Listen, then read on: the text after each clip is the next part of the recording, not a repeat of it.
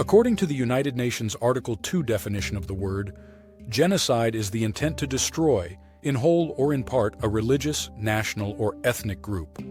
The sad truth is that genocide against Muslims is occurring in various places around the world, right now. In Myanmar, the Rohingya Muslim minority faces mass killings, villages burned, and forced exile by the Tatmadaw, the military junta that rules the country.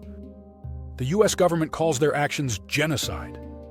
The International Criminal Court charged Sudan's rebel government and militia with genocide for targeting their Muslim communities.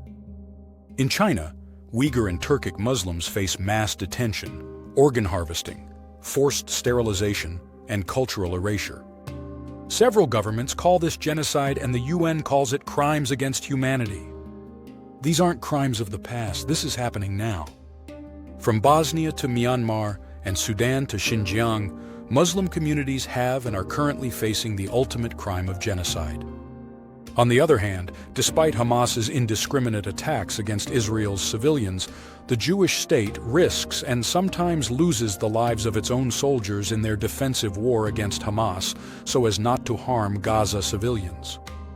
To its own detriment, the IDF, Israel Defense Force, often calls off operations against terrorists and airdrops leaflets, and even calls the cell phones of Gazans, warning them to leave the area before a pending attack against terrorists.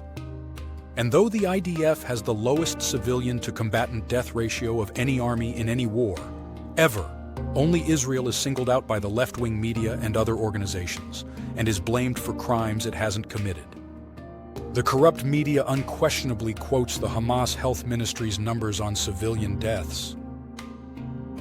They publish fake photos of the supposed intentional starvation of Muslims in Gaza, even though they know that the children they featured were actually suffering from unrelated diseases such as leukemia, cerebral palsy, and genetic illnesses.